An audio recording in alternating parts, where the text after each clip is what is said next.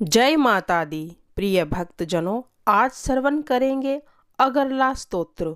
माँ का इस स्तोत्र का पाठ करने से भक्त की सभी मनोकामनाएं पूर्ण होती है।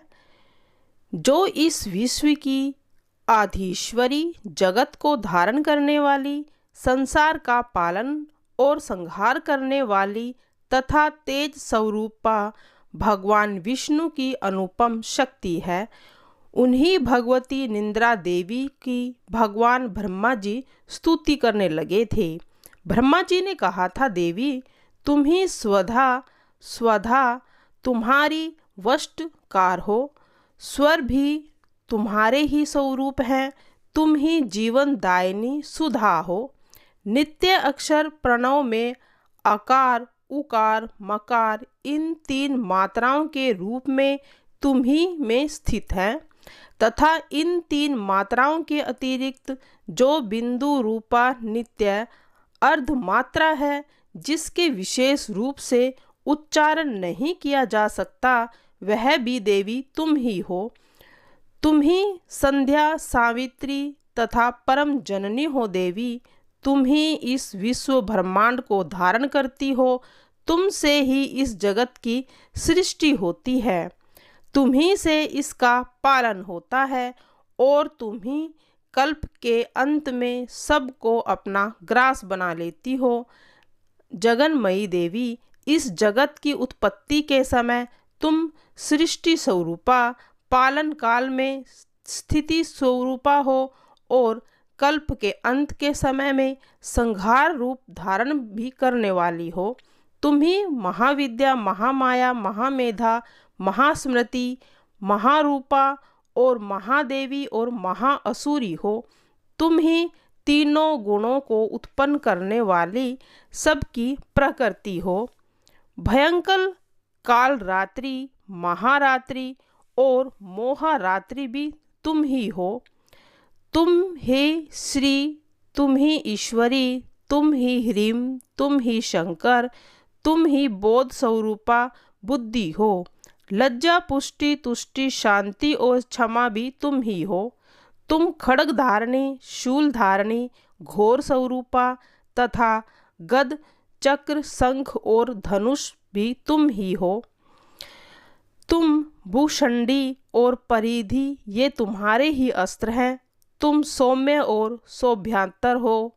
इतना ही नहीं, जितने भी सौम्य एवं सुंदर पदार्थ हैं, उन सब की अपेक्षा तुम अत्यधिक कर सकती हो। पर और अपार, सबसे परे रहने वाली परमेश्वरी तुम ही हो।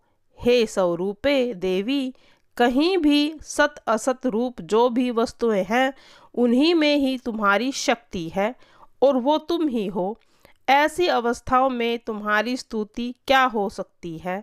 जो इस जगत की सृष्टि, पालन और संहार करते हैं, उन भगवान को भी जब तुमने निंद्रा के अधीन कर दिया, तब तुम्हारी स्तुति करने में यहाँ कौन समर्थ हो सकता है।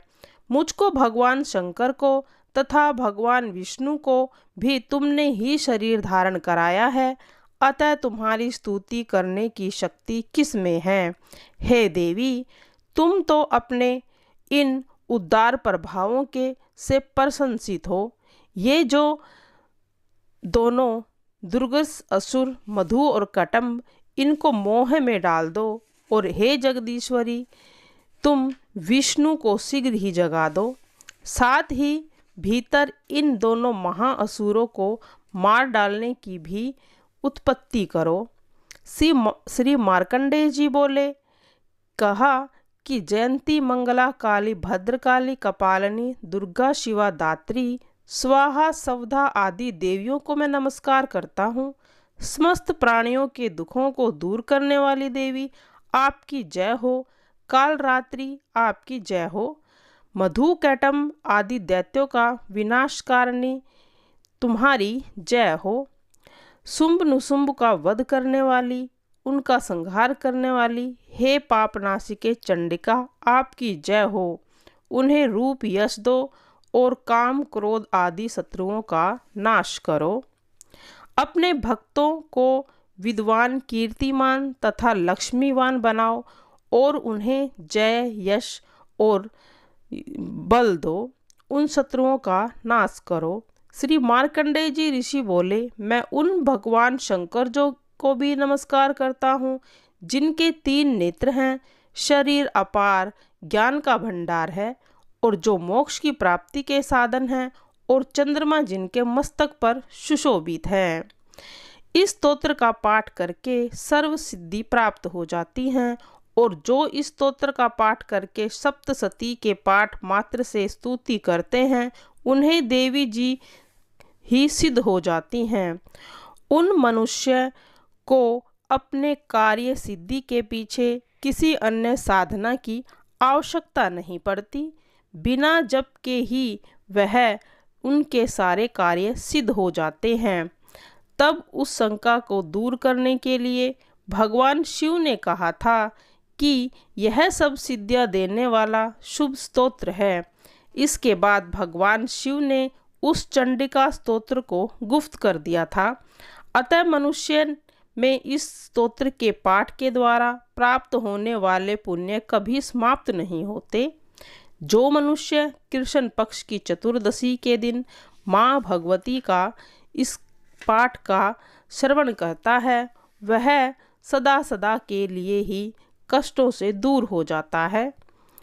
जो इस सप्तशती के निष्कीलन करके नित्य पाठ करता है, वह सिद्ध हो जाता है। देवी जी का गण व गंधर्व होता है। सब जगह विचरण करने पर भी उसे कोई भय नहीं होता।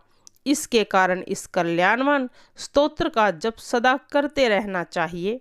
इस स्तोत्र के मंद स्वर से पाठ करने से थोड़ा फल और ज़्यादा तेज आवाज में करने से अधिक फल की प्राप्ति होती है और संपूर्ण सिद्धियां भी प्राप्त हो जाती हैं। इसीलिए इसका ऊंचे स्वर में ही पाठ करना चाहिए। जिस देवी की कृपा से सौभाग्य, आरोग्य और संपत्तियां, शत्रुनाशक तथा परम मोक्ष की प्राप्ति होती है, उस जगत जननी का नाम तो सदा ही स्मरण करते रहना चाहिए।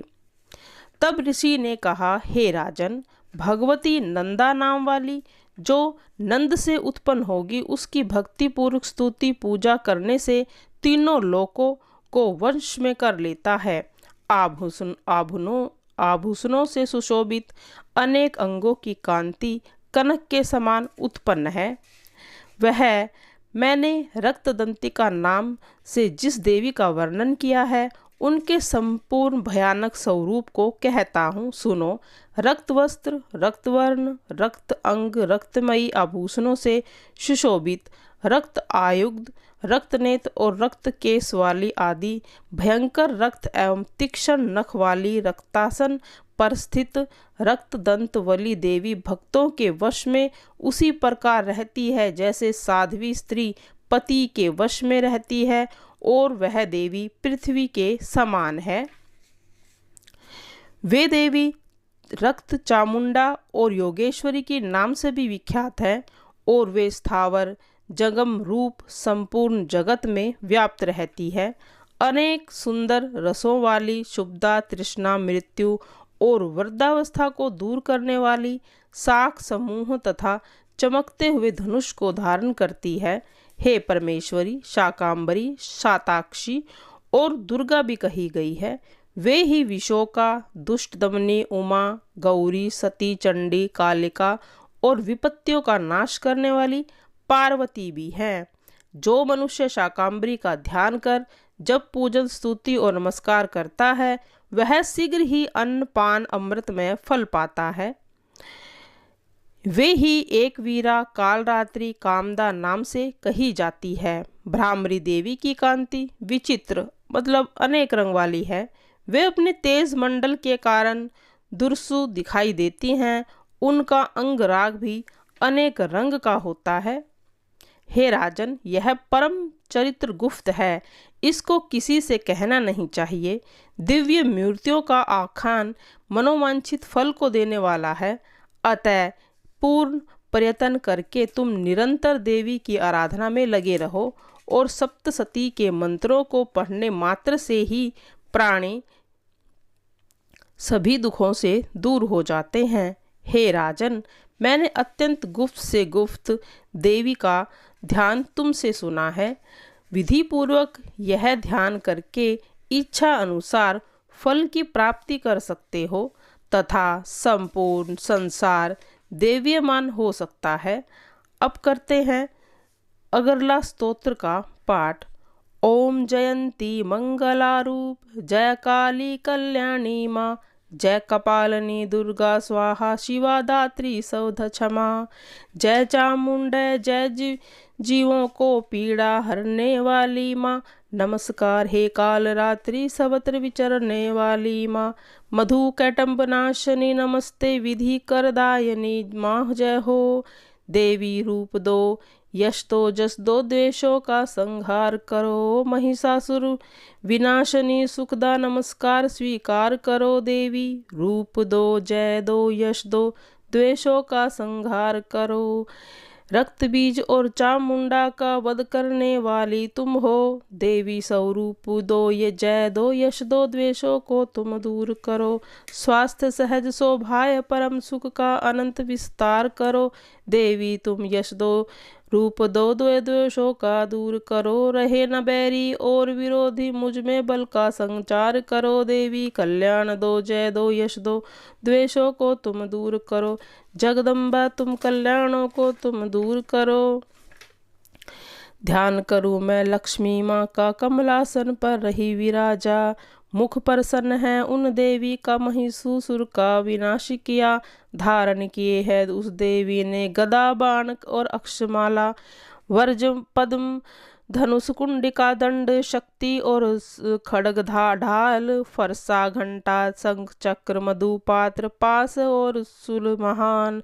ऐसी उन महाशक्ति को मैं करता हूँ बारंबार प्रणाम, हे माँ बारंबार प्रणाम। क्षमा याचना। माँ मैं मंत्र जानता हूँ न यंत्र, अहो मुझे स्तुति का भी ज्ञान नहीं है और ना आवाहन का पता और ना ध्यान का, स्तोत्र और कथा की भी जानकारी नहीं है। न तो तुम्हारी मुद्राएं जानता हूँ, न मुझे व्याकुल होकर विलाप करना आता है, परंतु एक बात जानता हूँ, केवल तुम्हारा अनुसरण, तुम्हारे पीछे चलना और सब कलेशों को समस्त दुखों की विपत्तियों को हरने वाला है। सबका उद्धार करने वाली कल्याणमयी माता, मैं पूजा की विधि तो नहीं जानता, मेरे पास धन का भाव है, मैं स्वभाव से ही आलसी हूँ तथा मुझसे ठीक ठाक पूजा का संपादन हो भी नहीं सकता। इन सब कारणों से तुम्हारे चरणों की सेवा में मुझसे कोई त्रुटि हो जाए तो मुझे क्षमा कर देना, क्योंकि कुपुत्र का होना संभव है, किंतु जो माता होती है वो कुमाता नहीं होती। माँ इस पृथ्वी पर तुम्हारे सीधे साधे पुत्र तो बहुत से हैं, किंतु उन सब में से मैं अत्यंत चंचल बालक हूँ। मेरा जैसा चंचल कोई बिरला नहीं होगा। शिवे मेरा जो यह त्याग हुआ है यह तुम्हारे लिए कदापि उचित नहीं, क्योंकि संसार में कुपुत्र का होना संभव है पर माता कुमाता नहीं होती है। जगदम्बे माता मैंने तुम्हारे चरणों की सेवा कभी नहीं की देवी, तुम्हें अधिक धन की भी समर्पित नहीं किया। मुझ में अधमा पर जो तुम अनुपम स्नेह करती हो, इसका कारण यही है कि संसार में कुपुत्र पैदा हो सकता है किंतु माता कुमाता नहीं हो सकती। माता अर्पणा तुम्हारे मंत्र का एक अक्षर भी कान में पड़ जाए तो उसका फल यह होता है कि मूर्ख चांडाल भी मधु पाक के समान मधु वाणी का उच्चारण करने वाला उत्तम वक्ता हो जाता है। दीन मनुष्य भी करोड़ों स्वर्ण मुद्रिकाओं में संपन्न हो चीरकाल और निर्भय विहार करता रहता है। जब मंत्र के एक अक्षर के स्वर्ण से ऐसा फल हो तो जो लोग विधि पूर्वक जप में लगे रहते हैं उनके जप से प्राप्त होने वाला उत्तम फल कैसा होगा, इसको कौन मनुष्य जान सकता है। भवानी जो आपने अंगों में चिता की राख भूतल लपेटे रहते हैं, जिनका विष भोजन है और जो दिगंबर हैं, मस्तक पर जटा और कंठ में नागराज वासुकी को हार के रूप में धारण करते हैं तथा जिनके हाथ में कपाल और शोभा पात्र है, ऐसे भूतनाथ पशुपति भी एकमात्र जगदीश की पदवी को धारण करते हैं। इसका कारण क्या है? इसका महत्व उन्हें मिला, तुम्हारे विवाह होने से ही उनका महत्व बढ़ गया। मुख में चंद्रमा की शोभा को धारण करने वाली माँ